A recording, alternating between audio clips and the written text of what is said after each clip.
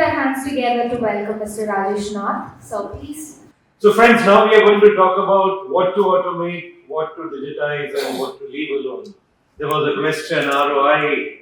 So we would dwell on that now with our esteemed panelists, and I would like to call upon Mr. Thej Kumar, VP Operations, Toyoda Gosei, South India.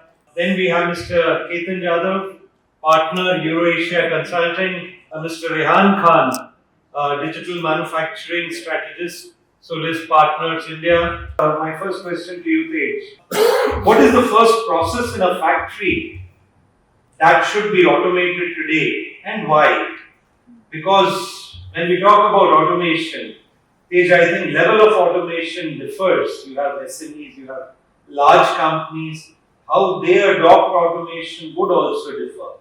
So let's hear from you. What should be the first process? Today we are talking about smart factory, and the moment that word buzzes out, you think of robots moving around there, and you have some AMRs and Cobos, all more or less a manless factory. I think we have to really understand the depth of it.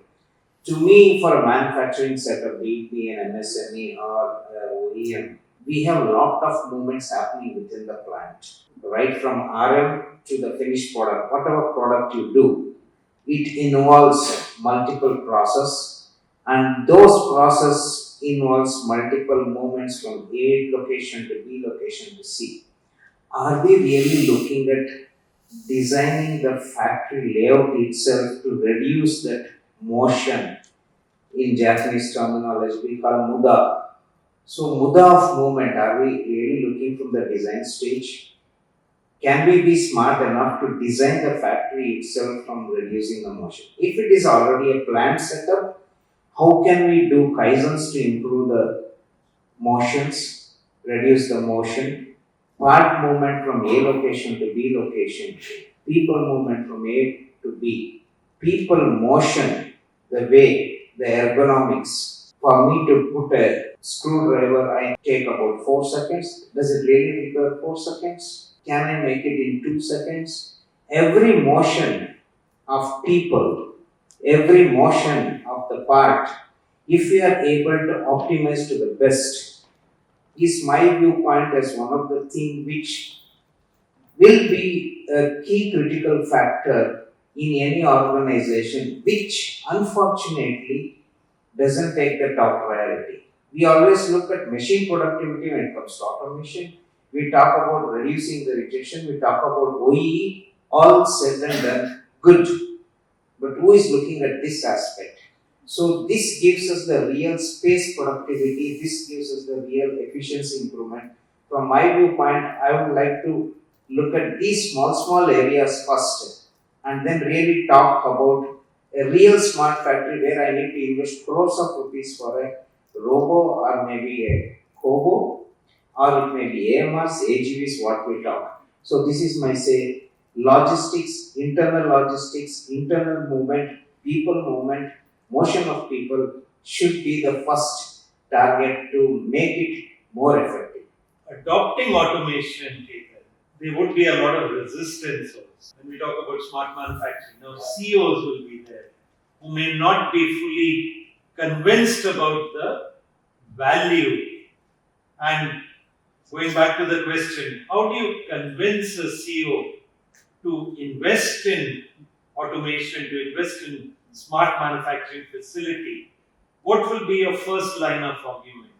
We are basically supporting companies to define the feasibility of the automation or even implementing it in their, let's say, established plant setups which they are operating for the last 20-30 years.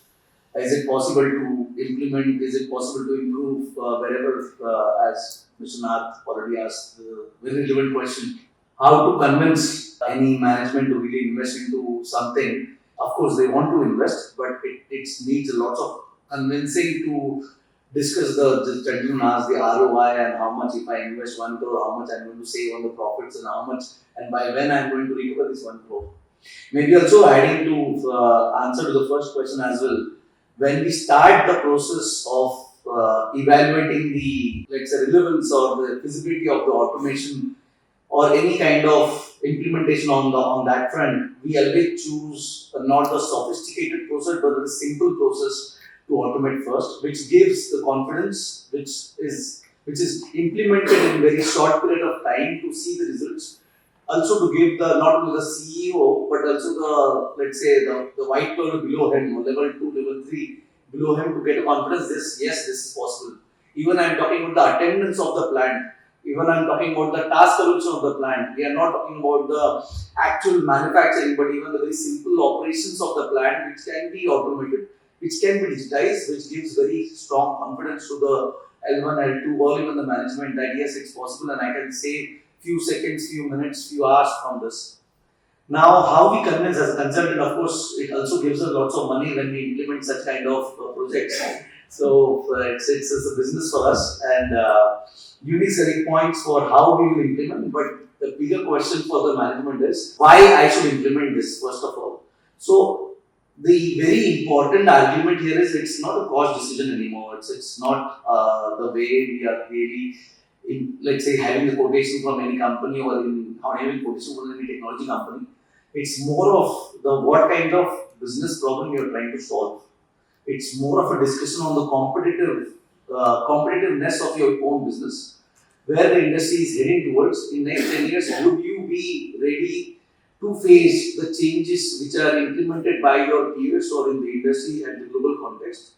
With the continuing whatever you're doing today, is it going to be viable, or it's going to be feasible or even cost effective enough in after 10 years? Whatever you're doing at 10 rupees today, which is going to be maybe at let's say it's done at 5 rupees or 6 rupees at the end of next 10 years. Are you ready for that? So how much competitive you would be by implementing such innovations or automation? That's a very important question for all the CEOs and CFOs to answer. And this is how we convince. This is not a discussion of cost. This is a discussion of the competitiveness in the industry and in the process. When companies talk about return of investment from smart factories, let's take some points from what Ketan said. Are we talking about cost reduction or productivity gains or quality? I'm from Solize Partners, and our job is to help manufacturing companies adopt smart factory solutions. So it's a very relevant question for us because we deal with this every day. So it's a good it came for me the third question because Mr. Thej started with basic process improvement as the first step. Removing the non-value adding activities from a process, improving your throughput, and then moving into automation investments, which Ketan also spoke about. At the end of the day, it's about a business outcome that you're looking for, right? So all of the KPIs that Mr. Rajesh mentioned have a link to either improving your top line or improving your bottom line. I'll take an example. So if a company is chasing on-time delivery, I had a customer a few years back who wanted to be an export-oriented customer. So for them, the compliance was from the European and the US markets was to give them an accurate due date, right? So that was their business requirement. So they invested in a production scheduling solution, which is going to give them an accurate due date based on the multiple constraints they have on the shop floor, the man, the material, also the capacities that are available. So that was their business need, because if they wanted to capture that market, they had to invest. And that was the question to the gentleman from Yamaha as well, is the need was so high that they had to invest, and the ROI that they got was directly impacting their top line. It gave them a 20% CAGR improvement every year until that entire project was done. That's on the top line. Now people will ask, how much can I actually save on the shop floor? So when you look at cost reduction, quality improvements, all of these have impacts on yield and eventually on your cost. Right? And as automotive suppliers and OEMs, the pressure is on every year. We have to maintain a certain price. It drills down to the automotive tier 1, tier 2, and they all need to maintain or reduce their pricing every year. So, and there's also compliance. Now we have the whole traceability compliance as per BS6 and the upcoming norms, or even EVs, right? So the battery compliance is to make sure that every component of a battery is traced back to the raw material. So if there is any recall that happens, or if there is any, we've had many cases of a case of Ola Electric, right? We had a lot of burning that happened in a few years. They needed a full-fledged traceability of where my root cause is happening. And that is again a compliance, but also it gives them the entire traceability from raw material to FG to pinpoint where exactly the problem arises. So the cost of poor quality and the cost of branding is also another motivation for investments, or whether you're doing digital manufacturing investments, digital engineering investments, or automation. And the final thing would be on 60% on an average. 60% of our COGS is on raw material for the automotive industry. Most time, it's standardized across that. Maybe some of them are better. So any investment in prototyping solutions, any investment in a solution that gets first time right, saves a lot on your R&D. And that has an impact on your cost of goods sold and then your bottom line. So it's more about a strategic intent from the top level and building that consensus within the users. And we do that a lot. So we sit down with plant level people, we sit down with the users, we sit down with the plant heads, and each of them have their own KPI. And they will only be convinced to use a solution unless their KPI is being affected. So those are the motivations, I would say, and that's where we can find the right ROI for any investment. Automation, we are now convinced that you need automation, you need smart manufacturing. Now there's a perception that as we automize, as we go towards smart manufacturing, the role of humans may not be so relevant. Of course, depending on which level you are talking about. But let's take a level, say I think one of the toughest thing is that the mid-management level. Factory workers you need the bosses to take, but the mid-management level. Many we've seen also, like IT companies have entrenched a lot of people from the mid-management. So in this whole process, if we take a more broader aspect, what will be the role of humans going ahead in manufacturing when we are talking about smart factories?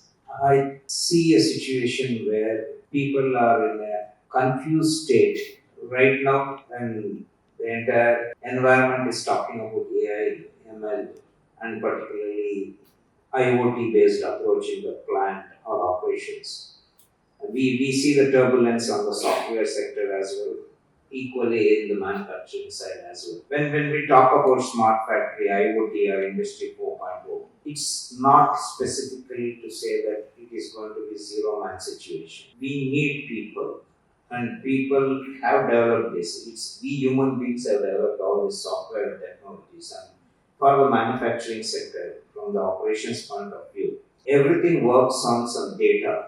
We have algorithms, we have data, and which needs to be correlated to a particular KPI.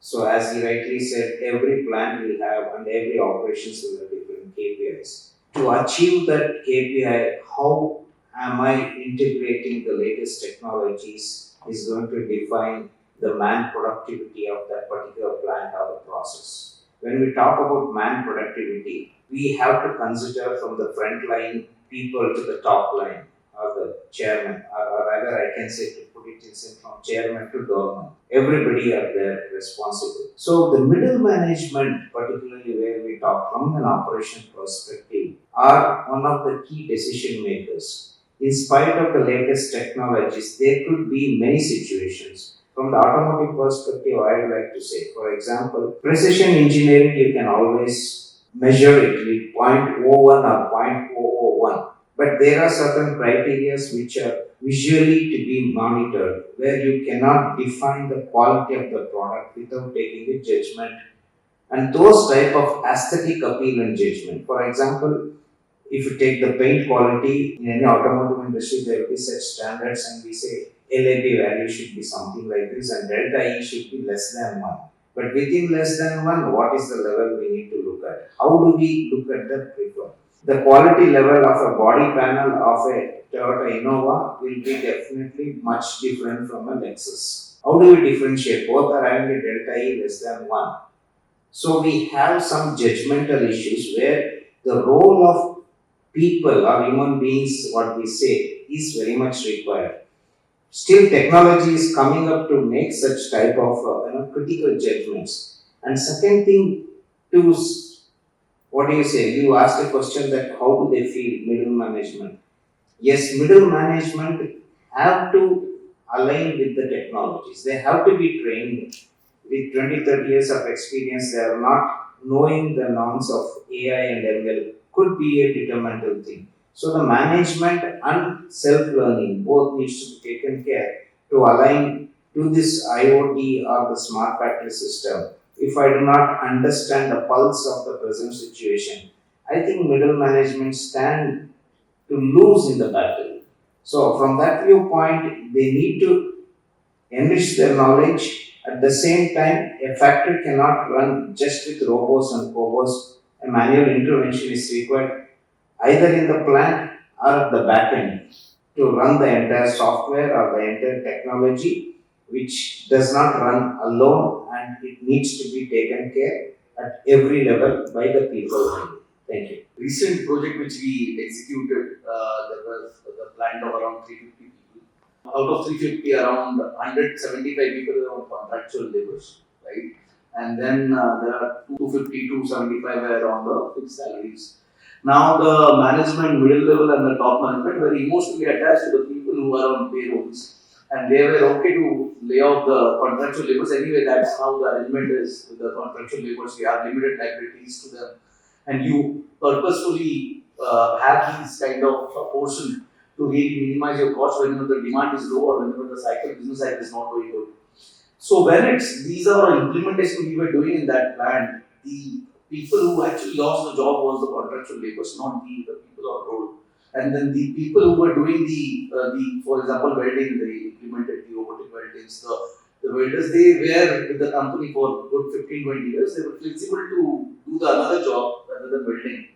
Even these guys were the ones who were doing the, let's say, the final quality checkup also, who have done the weldings for last 15 years or 20 years. They were still on the job. It's not they are not really replaced. Even if I just look at the video which was shown by Mr. Subramanian today morning, the pit stop, he was referring to the 20 seconds, and there were lots of people who were on the field, not the robots.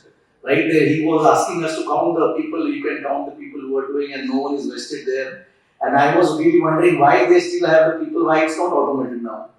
And is it possible to do it in 1 second with the robots? It's not possible. The flexibility which human offers, the flexibility into different situations human offers, that's not exact. Of course, it's we can discuss it in longer time. Let's say in longer sessions where yes, it's possible. Why not? It's not possible. But we have not seen it the most efficient way. Also, there are people, 10, 20 people are standing there and doing it. So I was recently having a conversation with a CFO of a cable manufacturing company. He wanted to improve his planning cycles because he didn't trust the data that he's getting from the shop floor. So I asked him bluntly, like, what's the point of investing if your people are not going to learn? His answer was quite interesting. He said, I'm not looking for replacing the people that I'm trying to hire in my planning team. I want to give them a solution so that they can make decisions for their day-to-day activities with the solution in place. Our company does not have a culture of removing people. We would retrain them and put them across. And that culture in our country is quite, I would say, adamant. You heard the recent news in China that it's a mandate that if you're going to deploy any AI model, there is a government restriction that you can't fire people. So it has to be regulated, and so that we don't come to a utopian situation where everything is running on dark factories and we are all on universal payrolls driven by the government incentives. So it's going to take time, but hopefully we are able to adopt and survive accordingly. What is more important? A brilliant technology with uncertain returns or a modest technology with predictable returns? What would you tell your client? Brilliant technology is always good to sell. Of course, it amazes people and it raises lots of eyebrows. But I'll go for the modest technology with predictable returns because that's a very important question. But again, with that, it has to be implemented on a scale. If you do not implement the technology at a scale, if you just do it for the very smaller portion, it's not visible anyway. The returns will not be visible anyway. So the moderate, let's say the technology which is, let's say, not really brilliant, but having very predictable return on investment also, and it can be implemented on a scalable basis. That's where the catches. The scalability of the implementation. We have spoken about automation. Coming back to perhaps how best to utilize the financial resources. If let's say you had 100 crores to transform a plant, how would you split it between automation, workforce skill development, and processing? So again, it goes back to the theme of the discussion which the Thej said, right? So first is obviously investment, small investments in process improvement activities. So you have to remove the MBAs. As the Kaizen of Japanese methodology, the continuous improvement process. That's inevitable. So the amount of investments you make there, I mean, there's no percentage to define. It could be 10 CR, it could be 20 CR, including training of our workers as part of it. Second thing would be once the process has reached, with the most non-value adding activities removed, is then when we can move into automation. And that is driven by market forces, like how much time to market you actually have. So now automotive customers have moved from 18 months to 12. In China, we have gone to 8 months. So in India, we're trying to move towards the 10 to 12 month timeline for time to market. So that's where we can invest in our automation solutions so that our throughputs are faster. So once all of this is done, we have to collect data, right? So maybe spend around another 20 crores, 25 CR on the automation. And the rest should be more on, I would say, continuous development of people. And then you invest in the IT OT layer, where you're collecting a lot of data. Because that's going to help you, again, make decisions on process improvement as well as continuous improvement activities. And of course, the IT OT layer with the cybersecurity is obviously important.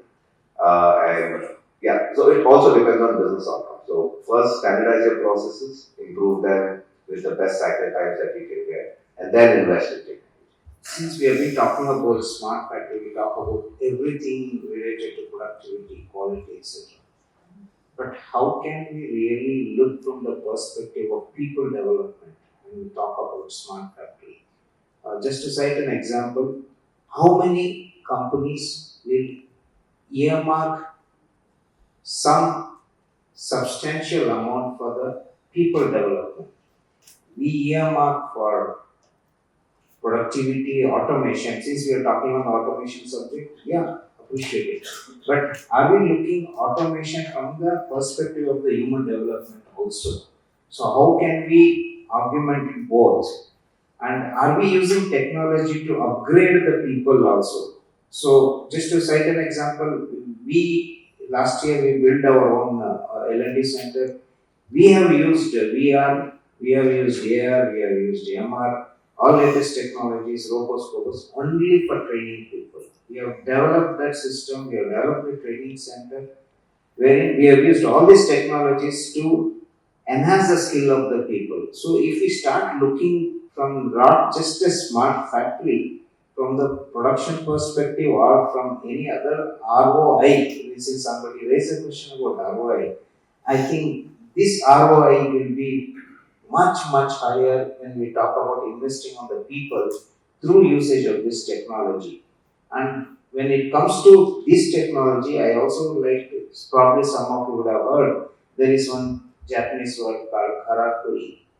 Karakuri is a low cost automation, or can be NCA, no cost automation. Without usage of hydraulic, electric and pneumatic power, how can you bring automation into the plant? In our plant, we have made such things, almost about 48 different types of Karakuri concept, where the investment will not even run into 1 million rupees.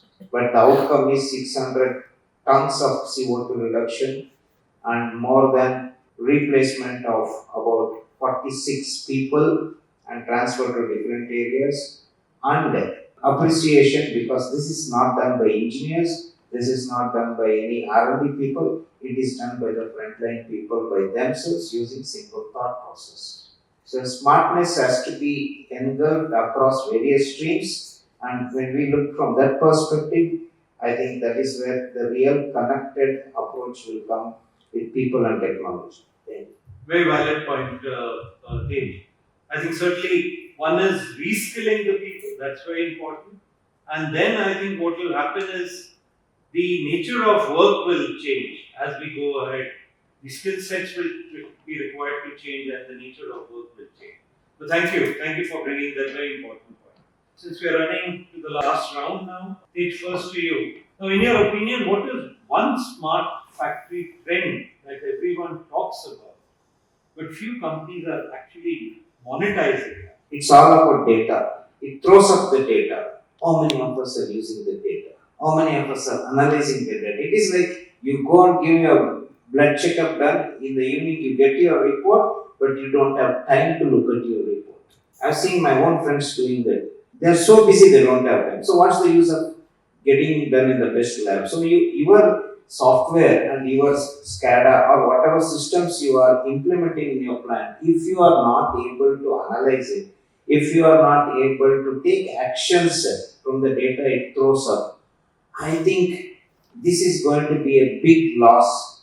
And you can still say that I have brought the best software, I have got the best digital platform into my plant, but without that usage, I think it's a waste. So most of the times I see that many people spend money, invest a lot, try to feel happy about, yes, we have invested so much and ours is a beautiful thing. Are we geared to becoming a smart? Of course we are. There are lots of good mindsets and people who are not only benchmarking, let's say, local or the East Asian technologies, but actually global technologies. People are really benchmarking the overall process and the costs of copiers and the global stalwarts, and people really working in India to really improvise their cost positioning, their time positioning in the market. And they are finding solutions. There are lots of good solution providers. There are good solutions which are available, and not only the costly solutions, but also the cost-effective solutions. Just as Mr. Thej mentioned, there are lots of things which can be done with very minimum cost. So we are doing that, and we are geared up for that. One myth about Industry 4.0 smart factory that you will like to retire forever. So, since you're talking about ROI, I would say that there is definite ROI if you look for it. It just depends on what type of ROI that you're trying to find, and that depends on your pain for that particular moment, and as well as the business outcome. Again, we come back to the 4 M's, right? It's the same thing with smart factory adoption. You need to involve, every aspect of your business, right from the top to the bottom, and have clear. And there is no ROI without adoption. So we have seen many factories where they've paid us, we've implemented, but they run parallel Excel sheets, right? And that's the biggest. So they've invested, but they have not, as Mr. Thej said, not invested in their people to adopt. And if you don't adopt, it's never going to be a good investment for you, or you might not get the ROI that you're looking for, and that's what stalls the factories. One more thing that I would add, apart from us gearing up as a country, I think the PLI scheme was one which had an intention, but if you look at countries like China, how did they progress so far? It's because they allowed the SME and the mid-market and funded their adoption of technology. And I think we need that for us to truly drive the adoption of us. I have faced lots of difficulties to convince the management because on certain aspects, lots of management or people have narrow mindset when it comes to automation implementation. When I say narrow mindset, it basically they look at the improvements as one project, one single project. So they call it a technology project for this year. We have implemented this much and we have achieved, let's say, a cost reduction of 1 or 2%. Then the next year we'll take up another project. I think this is where we are lacking. India is lacking. It's not a technology project. It's not a single project. It's not a yearly, let's say, initiative which you have to take now. It's a business transformation which you have to really, let's say, visionary mindset needs to be there, where you have to really address or identify the business problems which you want to address with the technology, with the automation. And it's a business transformation program which can be done in 1 year or 2 years. That's it. You don't have to continuously keep working on it. It has to be done and dusted, and then you're already there. Then you can take up a new, totally different milestone. So that's what I think very important myth or challenge India has to address. So, friend, before we conclude, let's end it on a little lighter note. We'll have a rapid fire round. quick rapid fire. Let me start with you, Thej. If Smart Factory ROI, if it were a Bollywood award category, who would win the best actor? I'll give you the options. Automation, data, people, and the fourth is the CFO who approved the budget. My vote goes to data. Data. Okay, take it. Rayhan, coming to you. AI, is it a game changer or overhyped? At the manufacturing level, right now I would say it's overhyped. Coming from Mr. Thej's answer, we don't have enough data to actually have AI outcomes. So we need to first collect data for a long time and then bring out the accurate models. So last and best for you, Ketan. Which famous Bollywood dialogue best describes digital transformation? I'll give you three options. Picture abhi baki hai mere dost. Number two, all is well. Third, Mogambo khush hua. I think picture I got the best. Anyone has any specific question? Focus on India as a manufacturing hub. We are not known for good quality, right? So what immediate steps we can take so that India is counted into the big league of nations with good quality, apart from being cost competitive? When you talk about quality, we know that quality has to be built in, not just in the process, right from the design stage. So, are we really good enough in that perspective if you look at, because most of the foreign or the overseas OEMs who are in India, still most of the designs happen outside India.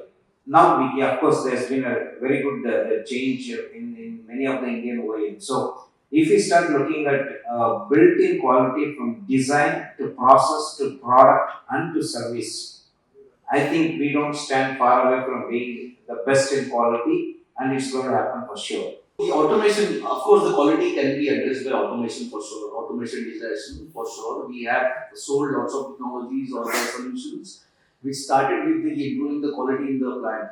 So lots of things are done on manually the quality checking were done manually, and then we shifted to 5-6 different sensors, cameras, even different simple mechanical tools which are then better than manual checks. So I think this is very important phase what we are going through, the automation industry 4.0 or the smart manufacturing, where the quality is one very important aspect to which is getting addressed. And we are now already at the global level where Indian quality is not really considered as, let's say, one of the lowest. Of course, you can see some news in the rice and mangoes are, let's say, stopped by the countries, but that's a different topic altogether. That's a different quality we're talking about. But in the manufacturing, we have seen our products are let's say, the finest quality produced in India for aircrafts, for medical devices. These are very, let's say, important industries where we are really developing fast. Yeah, I would just say we have to move away from Jugadu mindset, because a Toyota car lasts for 10 years because they didn't design for quality using any shortcut. So they did a lot of time spent on all the aspects of quality. So I think we've reached there, as the team suggested. I also have many customers in the aerospace segment who supply to Lockheed Martin, supply to Airbus. And we have, I would not agree if somebody says we don't have quality. There are certain areas, but we've reached that. But we have to move away from the mindset, I would say. To address the issue of manufacturing point of view, if you come to the automotive sector, the OEMs, if we are not importing anything, still we can manufacture the vehicle in India. But are we in the stage of implementing the automation without addressing the things or importing something from outside countries? Are we in the stage of implementing IoTs or something in India for the manufacturing point of view, without importing or without connecting the foreign countries? When it comes to automotive industry, the localization aspect is now scaling up. Okay, so today we are in a situation where some of the OEMs have reached to more than 90% of our localization. And there are some critical components which are very essential from the safety and functionality are also being localized. For example, airbag, the factory is open just in Chennai itself, okay, one of the airbag related critical component supply.